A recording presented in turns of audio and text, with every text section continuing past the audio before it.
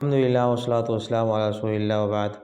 روزے کی حالت میں ہمیں کچھ خاص چیزوں کا خیال رکھنا چاہیے، جس کی طرف اللہ کے نبی علیہ السلام نے ہمیں تاکید فرمائی ہے، رہنمائی فرمائی ہے، اور وہ یہ ہے کہ جس طرح سے ہم کھانے پینے کی چیزوں سے اپنے آپ کو بچاتے ہیں تاکہ ہمارا روزہ نہ ٹوٹ جائے، اسی طرح سے کچھ ایسی بھی چیزیں ہیں جو روزے کو خراب کر دینے والی ہیں۔ روزہ نہیں ٹوٹے گا دیکھنے میں، لیکن روزے کا کوئی ثواب نہیں بنے گا۔ یہ بخاری کی حدیث ہے، اللہ کے نبی علیہ السلام نے ارشاد فرمایا کہ من لم يدع قول الزور والعمل به فليس لله حاجة في أن يدع طعامه وشرابه۔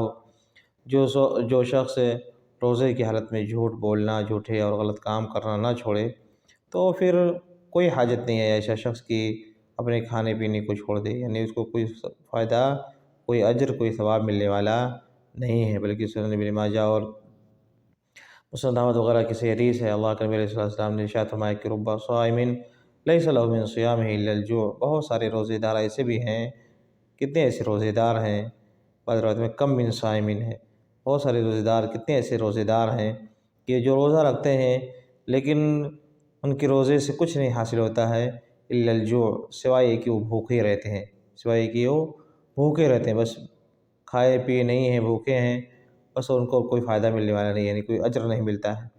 تو دیکھ رہے ہیں کہ اگر آدمی جھوٹ بولتا ہے، غلط کام کرتا ہے روزے کی حالت میں اور ان سب چیزوں سے بچتا نہیں ہے، پھر اس کا روزہ کیا ہو جاتا ہے؟ اس کا روزہ اس درجے کو پہنچ جاتا ہے کہ اس کو کوئی ثواب روزے کی وجہ سے اس کی کوئی نیکی نہیں مل پاتی ہے۔ لہٰذا میرے بھائیو، ہم جب روزہ رکھیں تو چاہیے کہ ہماری زبان بھی اس کو ہم کنٹرول میں رکھیں، اپنی آنکھوں کو، نگاہوں کو غلط اور حرام چیزوں سے روک کے رکھیں، اپنے ہاتھ پیر کو غلط اور حرام کام سے روکنے کی کوشش کریں۔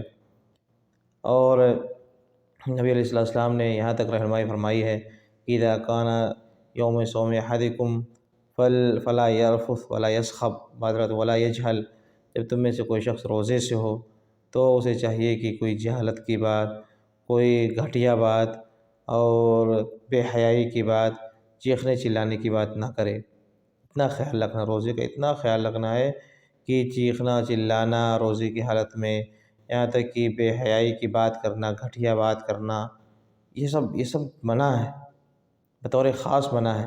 ویسے بھی یہ چیزیں غلط ہیں، گندی ہیں، اسے دور رہنا چاہیے، لیکن روزے کی حالت میں بطور خاص اس کا التزام کرنا چاہیے۔ اور نبی علیہ السلام بطور خاص اس کی طرف رہنمائی فرما رہے ہیں۔ کئی ایک حدیث ہے، بخاری مسلم کی حدیث ہیں یہ، کیونکہ روزے کی وجہ سے ہو سکتا ہے ایک آدمی بھوک اور پیاس کی وجہ سے اس کا ذرا سا ٹیمپر تھوڑا ہائی ہو، غصہ زیادہ کرتا ہو، تو اس کے لیے بطور خاص یہاں پر رہنمائی کی جا رہی ہے کہ تم سے یہ چیزیں نہیں ہونی چاہیے، اپنے آپ کو کنٹرول میں رکھنا ہے۔ بلکہ یہاں تک نبی علیہ السلام نے فرما دیا کہ وَإِن سَابَّهُ أَحَدٌ أَوْ قَاتَلَهُ فَلْيَقُلْ إِنِّي امْرُؤٌ صَائِمٌ۔ یہاں تک کہ اگر کوئی شخص تم سے چھیڑخانی بھی کر دے، تمہارے پاس زیادتی بھی کر دے، تم سے کوئی لڑنے کے لیے تیار ہو جائے، تم سے کوئی گالی بھی دے دی، تو بھی تمہیں اس کے مقابلے میں نہیں آنا ہے، اس کو جواب نہیں دینا ہے، اسے ٹکر نہیں لینی ہے۔ کیا کہنا ہے؟ اس کے جواب میں ایک جملہ کہہ دینا ہے، جو نبی علیہ السلام نے ہمیں بطور خاص یہاں پر تاکید فرمائی ہے، رہنمائی فرمائی ہے۔ کیا؟ انی امرؤ صائم، میں روزے سے ہوں بھائی، میں روزے سے ہوں۔ تم سے کوئی لڑائی کرنے جا رہا ہے، تم سے کوئی جھگڑا کرنے جا رہا ہے، کوئی گالی دے رہا ہے، اس کو بھی جواب میں نہ دیا جائے، بلکہ کیا کہا جائے؟ انی امرؤ صائم، میں روزے سے ہوں۔ لہٰذا میرے بھائیو، اس چیز کو، اس پوائنٹ کو ہم سمجھنے کی کوشش کریں، اس کو سامنے رکھیں۔ بہت سارے لوگ روزے رکھتے ہوتے ہیں اور ان سب چیزوں کا کوئی خیال نہیں کرتے ہیں، چیخ رہے ہوتے ہیں، چلا رہے ہوتے ہیں، آوازیں کس رہے ہوتے ہیں، گالیاں دے رہے ہوتے ہیں، جھوٹ بول رہے ہوتے ہیں، اور کوئی بھی آ گیا اس سے بھی مقابلے میں آ گئے، تو یہ سب چیزیں نہ ہونے پائیں، اور نہ کیا ہے، روزہ خراب ہو جاتا ہے۔ دیکھنے میں ہے تو کہ ہم نے کھایا پیا نہیں ہے، روزہ توڑا تو نہیں ہے، لیکن کیا ہوتا ہے، روزے کا کوئی ثواب نہیں بن پاتا ہے۔ لہٰذا جب ہمارے روزے کا دن ہو، جب روزے سے ہوں، تو ان سب چیزوں سے بطور خاص بچنے کی کوشش کریں، پابند اپنے آپ کو بنانے کی کوشش کریں، اور زیادہ کوشش ہماری یہ ہو کہ ہمارا ایک بڑا وقت مسجد میں گزرے، مسجد میں گزارنے کی کوشش کریں۔ جس قدر ہمارا وقت زیادہ مسجد میں گزرے گا، اسی قدر ہمارا وقت زیادہ استعمال ہوگا صحیح چیز میں، نیکی کی چیز میں، برکت کی چیز میں۔ مسجد میں ہوئیں، ویسے ہی برکت کی جگہ پہ بیٹھے ہوئے ہیں۔ احب البلاد الی اللہ مساجدها، کائنات کی سب سے اچھی جگہیں کون سی ہیں؟ مسجدیں ہیں۔ مسجد میں بیٹھے ہیں، ویسے ہی اللہ کی ایک پیاری جگہ میں بیٹھے ہوئے ہیں، اور بہترین جگہ ہے۔ اور جب بندہ مسجد میں ہوگا تو کچھ قرآن کی تلاوت بھی کرے گا، اور مسجد میں قرآن کی تلاوت کا خاص مقام بھی ہے، مسجد میں قرآن کی تلاوت کا خاص مقام بھی ہے۔ بلکہ بندے کو چاہیے کہ ہر نماز کے ساتھ کچھ ٹائم دے، مسجد میں بیٹھا رہے اور قرآن کی تلاوت وغیرہ کرے۔ بطور خاص فجر کے بعد بیٹھنے کی کوشش کرے۔ بہت سارے لوگ فجر کے بعد بیٹھنا نہیں چاہتے ہیں، نیند آ رہی ہے، لیکن اپنے شیطان کو پر غالب آنے کی کوشش کریں، اپنے نفس پر غالب آنے کی کوشش کریں۔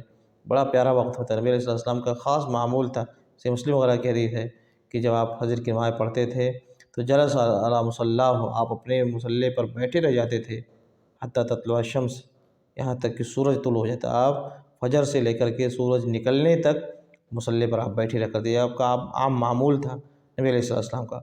تو دیکھیں یہ اس پر بھی ہم غالب آنے کی کوشش کریں، ذرا کوشش کریں کہ کاش یہ عمل ہم اس میں لے آئیں عمل میں۔